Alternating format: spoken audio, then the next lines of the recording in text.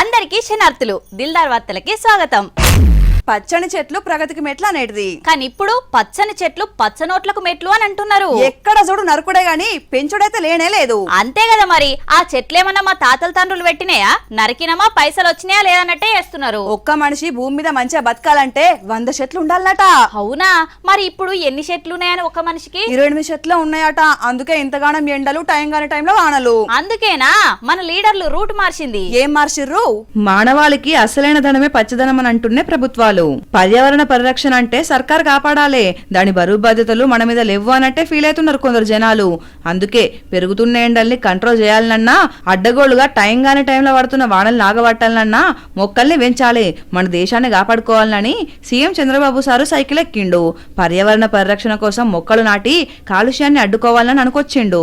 నేను కూడా సైకిల్ మళ్ళా సైకిల్ మొదటి ప్రారంభం అందరికీ చెప్పాను, హీర్ ఆఫ్టర్ వర్డ్స్ వీలైనంత వరకు సైకిల్లో తిరిగితే ఏదో ఫోటోల కోసం కాదు, అది ఒక అలవాటు కావాలి, వే ఆఫ్ లైఫ్ కావాలి. ఎలక్ట్రికల్ సైకిల్స్ వచ్చేసాయి. ఒకటి కొనుక్కుంటే ఓపిక ఉంటే పెడలింగ్, ఓపిక లేకపోతే ఎలక్ట్రికల్. రెండోది దీనివల్ల మీకు అడ్వాంటేజ్ అంటే ఎక్సర్సైజ్, ఫిట్నెస్ పర్ఫెక్ట్గా ఉంటుంది. ఇక్కడ విశాఖపట్నంలో కూడా ఈ సిటీలో వాకింగ్ పాత్ కూడా తయారు చేస్తాం. సైకిల్ ఎక్కింది సోకుల కోసం కాదు, పేపర్ల టీవీలలో ఫోజుల కోసం కాదనుకొచ్చిండు. చిన్న సీఎం పవన్ కళ్యాణ్ సారు వాళ్ళ అమ్మ పేరు మీద మొక్క నాటిండు. నాకు జన్మనిచ్చిన మా అమ్మగారు శ్రీ అంజనాదేవి గారి పేరిట ఈ రోజున ములపాడు బటర్ఫ్లై పార్క్లో తెల్లపునికి మొక్క నాటడం జరిగింది. తల్లి జీవం పోస్తే అదే జీవాన్ని చెట్టు కాపాడుతుందనే సందేశం ఇచ్చే ఈ కార్యక్రమం ద్వారా కొండపల్లి బొమ్మల కళాకారుల జీవనోపాధికి ఉపయోగపడే 1000 తెల్లపునికి చెట్లను ఒకే చోట నాటడం చాలా ఆనందం కలిగించింది. అమ్మ జన్మనిస్తే చెట్లు జీవితాన్ని ఇస్తున్నాయి, ఆ సొంటి అడవిని కాపాడుకోవాలని చెప్పిండు. అయితే మన దేశంలో ప్రతి ఒక్క మనిషికి బతికేతందుకు 100 చెట్లు అక్కర పడితే 28 చెట్లు మాత్రమే ఉన్నాయట. రాను రాను వీటి సంఖ్య తగ్గితే భూగోళం ఇంకింత గందరగోళం అవుతుందని అంటున్నారు పర్యావరణవేత్తలు. అందుకే మొక్కల్ని నాటుదాం, మనం మన భవిష్యత్తు తరాన్ని రక్షించుకుందాం. ఏమంటారు? మొన్నటిదాకా పశ్చిమ బెంగాల్ సీఎం మమతక్కను కలకత్తా కాళిక శివంగి అని పిలిచేటోళ్ళు. ఇక ఇప్పుడు పవర్ పోయేసరికి శతికల పడే చిరుతపులి అని అంటున్నారా? అసలు అక్క పార్టీలో ఉండటోళ్ళే లేరట, మేము ఉండమంటే ఉండమని అంటున్నారట. అవునా? మొన్నట్లా ఎమ్మెల్యేలు గూడు పుటాన్ని పెట్టి సపరేట్ గూడు కడితే ఇప్పుడు ఎంపీలు మమతక్క మమకారానికి దూరంగా అవతున్నారట. అంతేరా, అంతే. ఎవరి పవర్లుంటే అలా చెట్టు కిందకి పోతారు. అంతే అంటవా? గీనవలో ఉండే ఆగు, ఏందో ఈయన ముచ్చట మరి చూద్దాంపా. గుర్తుపట్టిర్రు కదా ఎవలో? ఐపీఎస్ ఆఫీసర్ గా బీజేపీ లీడర్ గా పేరెళ్ళిన అన్నామలై ఇక ఇప్పుడు పువ్వు గుర్తు పార్టీకి మంగళహారతి పాట వాడిండు. అందులో చేరి తప్పు చేసినా అని ఈరగోళలతోటి ఈ పంత జరుచుకుంటున్నాడా ఏంది అని అనుకునేరు. కాదు, ఇది పాత వీడియోనే గాని కమలం కాడలు పట్టుకొని తమిళనాడులో రాజకీయం చేయలేను, ఎంత దానిలాడినా 3 వారన చెట్టు లెక్కనే ముద్దువై ఉంటున్నది గాని ఇగురు పెట్ట కోపైతే కొడతలేదు, ఇళ్లనే ఉంటే నేను కొసేలటట్టు లేను అని ఆ పార్టీ పెద్ద ముద్ద ఎదుకు రాజీనామా లెటర్ పెడితే ముందుగాలే బుజ్జగింపులు బుద్ధిమాటలు చెప్పిర్రట. ఎన్ని చెప్పినా తమిళనాడులో తామర పువ్వు తలుకుమన్నది, అల్లుని ఆరాటమే గాని అత్త సహకారం లేదు, నా దారి నేను చూసుకుంటా, కొత్త పార్టీకి పురుడు పోసి పబ్లిక్ లా పాదయాత్ర చేస్తా, తమిళనాడుకు ఇంకొక కొత్త తోవ చూపిస్తా అని అంటున్నాడు. పాపం ఎన్ని దినాలు ఒకే ఒక్కడు అన్నట్టు కష్టపడ్డాడు గాని మొన్నటి ఎన్నికలల్లా కనీసం పార్టీ ప్రచారానికి కూడా విలువలేదు. ఇజ్జతీయని కాడ ఉండుడెందుకు, నా దారి నాదే, నేనేందో వచ్చే 5 ఏళ్లలో చూపిస్తా అని అంటున్నాడు. మొత్తానికి తమిళనాడు రాజకీయంలో అన్నమలే చాలా ఎదురుదెబ్బలు తిన్నాడు పోర్రి. ఇయాల ఏం రోజో తెలుసారా? కొంపదీసి నీ పుట్టినరోజైతే కాదు కదా? కాదులే, నీకు యాదుకుండదని నాకు తెలుసు. అదేరా, అందుకే కాదు కదా అంటున్నా. ఆపు నీ కవరింగ్ గాని ఇయాల పర్యావరణ దినోత్సవం. మరి కేక్ కట్ చేద్దామా? ఈ వార్తలు అయిపోగానే 5 కిలోల చికెన్ తెప్పించి దావత్ చేసుకుందాం. పనికి నువ్వు అస్సలు భయపడకు, అంత యూజ్ ఎంతో వాడేద్దాం. నీలాంటిదే బాడీలో ఐరన్ లోపం ఉంది అనంటే కరిగించుకొని తాగమంటరా, డైరెక్ట్ తినమంటరా అన్నదట. అవును, ఇంతకు తినాలనా తాగాలనా? పర్యావరణ దినోత్సవం, పరిసరాలు కాపాడుకోవాలని చెప్తుంటే డిస్పాసిబుల్ వాడతా అంటవా? నాకు తెలియదు అనుకోకు, జనంలో అవగాహన తెచ్చేతందుకే అవి వాడకుర్రి, వాతావరణం కలుషితం చేయకుర్రి అని చెప్దామని గట్ల చెప్పినా. అవగాహన అంటే గిట్లగా చెప్పేది అవగట్ల. పర్యావరణం బాగుంటేనే మనిషికి మనుగడుంటది. లేదంటే భూమి సారం దగ్గి మొక్కలు వెరగక గాలికి కరువొచ్చి యాళ్లకు వానలు వడక పంటలు లేక ఆకలితో అలమటించే రోజులొస్తాయి. అగ్గో గంత భయంకరంగా చెప్తున్నారు అని అనుకుంటున్నారా? చెప్పుడు కాదు, 50 ఏండ్ల కింద ఎండలకు ఇప్పుడు దంచే ఎండలకు తేడా మనమే చూస్తలేమా? అంతా కాలుష్యం అడవులు దరుగుడుతోనే కదా. అందుకే చేతులు గాలినాక ఆకులు పట్టుకోకుండా ముందుగాలనే చెట్లను నాటుకోవాలి, ప్లాస్టిక్ ను పాతర పెట్టాలి అనే కాన్సెప్ట్ తోటి తూర్పు గోదావరి జిల్లా రంగంపేటల దేవిక సిస్టర్స్ సోహిత ధన్యత ఈ సైకత శిల్పాన్ని రూపొందించిండ్రు. ప్రకృతి మంచిగా ఉండాలంటే ప్రకృతిలో పుట్టిన వస్తువుల్నే వాడాలి, అప్పుడు అవి ప్రకృతిలో కలిసిపోతాయి. అదే ప్లాస్టిక్ వాడితే ప్రకృతినే ప్లాస్టిక్ మింగే ప్రమాదం ఉన్నది. అందుకే save nature avoid plastic slab war అనే అంశాల మీద ఈ కళాఖండాన్ని చేసిర్రు. 12 గంటలు కష్టపడి 3 యూనిట్ల ఇసుకతోటి ఏర్పాటు చేసి ప్రకృతి మీద వాళ్ళకున్న ప్రేమను, పర్యావరణం మీద వాళ్ళ బాధ్యతను సాటుకున్నారు.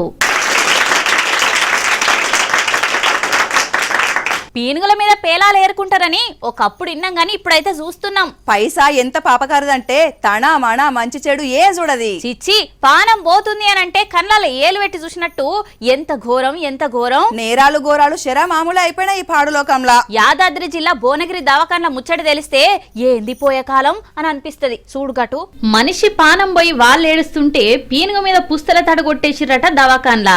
ఆళ్ళ బాధల ఆళ్ళుంటారు, గీ సొమ్ము గురించి ఆలోచన చేస్తారా అని అనుకున్నారో లేకుంటే బంగారం చూసే వరకు మనసాగలేదో గాని గింత ఘోరానికి తెగబడ్డరు. యాదాద్రి జిల్లా వర్కట్పల్లికి చెందిన సుస్మిత నిండు గర్భిణి, పానం మంచిగా లేక దవాఖానలో చేరిందట. వైద్యం చేస్తుండగా నడిజాం రాత్రి కడ చచ్చిపోయిందట. ఇక తీరా చూస్తే పీనుగు మీద బంగారు పుస్తల తడు మాయమైందట. ఇక బంధువులు లొల్లి పెడితే సీసీ కెమెరాలు చూసి పట్టుకుంటామని చెప్పిర్రు. ఇక ఇదే ముచ్చట మీద పోలీసులకు కంప్లైంట్ ఇచ్చిర్రు. దవాఖాన ముంగట అంత చేరి ధర్నా చేసిర్రు. రోగుల బాధల రోగులుంటే గిట్లనైనా చేసేది, దవాఖాన్ల మీద గింత నమ్మకం లేకుంటే ఎట్లా చెప్పుర్రి? ఇయాల పానం వైనోల మీద కొట్టేస్తారు, రేపు కొట్టేసేందుకే వాళ్ళనేమన్నా చేస్తారు. ఎవరు బాధ్యులు అని అంటున్నారు. ఈ ముచ్చట తెలిసిన పబ్లిక్ కు ఉపాధి కూలికి పోదాం అనుకుంటున్నారా? అబ్బా నీకైతే ఎన్ని పైసలు వచ్చినా ఆశ ఆడదు. ఇటు జీతం అటు సర్కారు పథకాలు ఇవిగాక కరువుకులు కూడా తక్కువైందా నీకో? ఏ ఊకో, నేను పనికి పోతే బతుకుతానా గయండకు? మరి దేనికి నువ్వు పోయేది? లెక్కలు రాసే కొడుకు ఇట్లా కొట్టినావా? ఏ కాదురా, పెండ్లికి పిలిచిర్రు. అగో పెండ్లికి పోతే ఫంక్షన్ హాల్ కు పోవాలి గానీ కరువు పనికి ఎందుకు? అయ్యో చూస్తలేవా నువ్వు? షష్టి పూర్తి పెళ్లిలు ఉపాధి పనికనే చేసుకుంటాన్రు. మరి నువ్వు ఒక్కదాని ఎందుకు? నేను కూడా అత్తపా. ఆ పెళ్లికి ఇంకా టైం ఉన్నది గాని గీ పెళ్లి చూద్దాం పా ముందుగాల.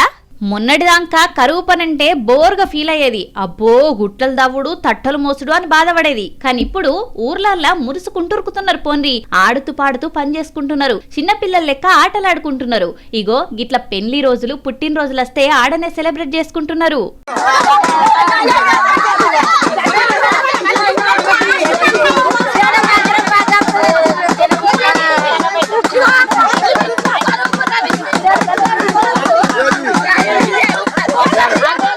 మెదక్ జిల్లా నత్నాయిపల్లిలా ఇయాల భిక్షపతి కాకకు పున్నమ్మ పిన్నికి లగ్గం చేసిర్రు. అడవి పూలు తెచ్చి దండలేసిర్రు, ఆకుల దెంపి అక్షింతలు వేసిర్రు. మట్టి పోసే తట్టెలే పూల బుట్టలెక్క ఏర్చి అంగరంగ వైభవంగా కాకుండా మనసుకు హత్తుకునే రీతిలా పెళ్లి తంతి చేసుకున్నారు. అది కూడా పని పాతర పెట్టి ఇదే జాతర అని అనుకునేరు. కష్టజీవులకు పని విలువ టైం విలువ బగ్గనే తెలుసు. అందుకే భూవయాలకు గిట్ల లగ్గం చేసుకుని మళ్ళా పనులకు దొనికిండ్రు. నిత్యం ఎర్రటి ఎండకెండి వానలకు నానే కష్టజీవులు ఈ మాత్రం సంబరపడితే తప్పేమున్న చెప్పుండ్రి.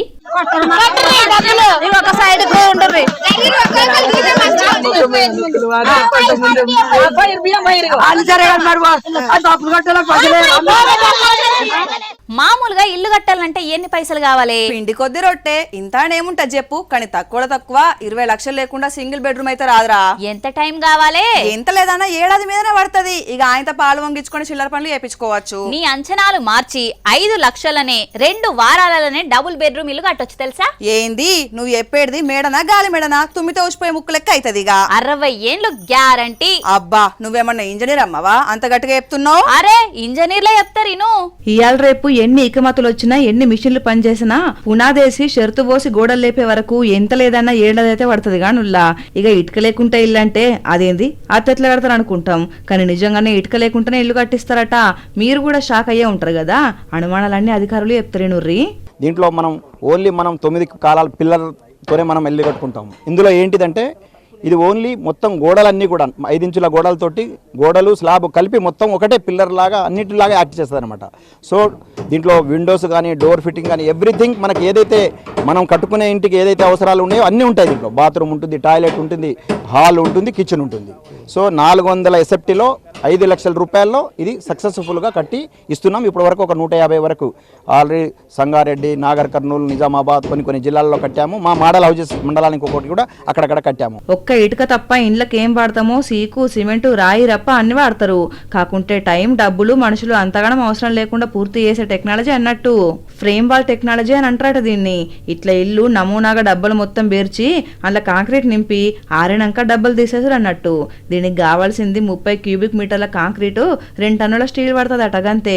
మన్నికల 60 ఏళ్ళ గ్యారంటీ అంటున్నారు. So it's like A concrete house కంప్లీట్గా.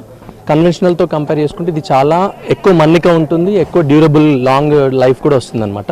దీనిలో మెయిన్గా లీకేజెస్ ఉండవు, ఎందుకంటే మొత్తం కాంక్రీట్ కదా. తర్వాత క్రాక్స్ కూడా రావు మీకు దీనిలో. ఈ లీకేజ్ ఉండవు, క్రాక్స్ ఉండవు. తర్వాత క్వాలిటీ మీకు బాగా వస్తుంది అండ్ వెరీ లెస్ మ్యాన్ పవర్తో మనం దీన్ని కంప్లీట్ చేస్తాం. ఇక్కడ మీరు చూసినట్లయితే ఒక 6 మెంబర్సే మీకు కనిపిస్తున్నారు. సో ఈ 6 మెంబర్స్తోనే మేము మేము ఒక 10 డేస్లో ఈ స్థాయికి తీసుకొచ్చాము. మొన్న ఇందిరమ్మ ఇండ్లకు జెండా ఊపిండు కదా సీఎం సారు, అందుకని అక్కడ కూడా ఒక మోడల్ హౌస్ కడుతున్నారు. ఇది వరకు నిజామాబాద్, నాగర్ కర్నూలు, నారాయణఖేడ్ల కట్టిర్రట. ఇప్పుడు ఆదిలాబాద్ అడవులలో ట్రయల్ వేస్తున్నారు. ఎంత సర్కార్ 5 లక్షలు ఇచ్చినా చేతిగుంట పెట్టుకొని కట్టుకుంటున్నారు. అయితే అవసరం లేకుండా 5 లక్షలల్లా 2 వారాలంటే 15 రోజులల్లా మీరు ఇళ్లకు పోయే తీర్లా కట్టిస్తామంటున్నారు గృహ నిర్మాణ సంస్థ. ఇక ఏడాదంతా కష్టపడేందుకు ఉన్నంతలా కట్టుకుందాం అనుకున్నోళ్ళు ఈ ఇళ్లకే సరే అంటున్నారట ఆదివాసులు. ఒక్కోసారి నాకు అనిపిస్తుందిరా, నేను లేకపోతే నువ్వు వార్తలు ఎట్లా చదివేదానువో అని.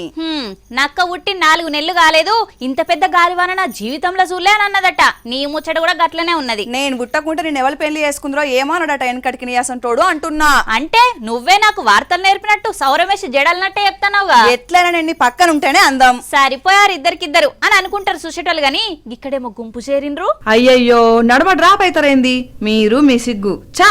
ఎవరికి షో వాడునో ఏం పాడో కరెక్ట్ టైంకు వీళ్ళు ఎంట్రీ ఇచ్చిర్రు.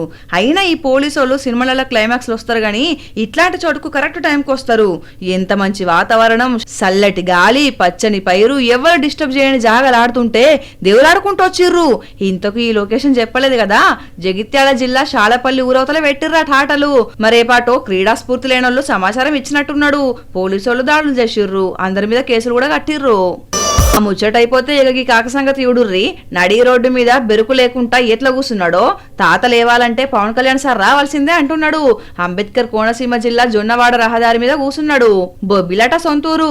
తిరుమల పోయొస్తుంటే తిరుగు ప్రయాణంలా తాగిన తాతనెవలో కొట్టిర్రట.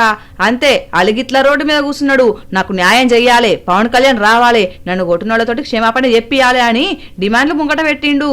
ఎన్నిసార్లు లేపినా మళ్ళా పోయి కూర్చుంటుంటే ఇక పోలీసు వాళ్ళకి చెప్తే వాళ్ళు టౌన్ కు పట్టుకొని వేర్రు. మరక్కడికి వస్తాడు కావచ్చు గబ్బర్ సింగ్.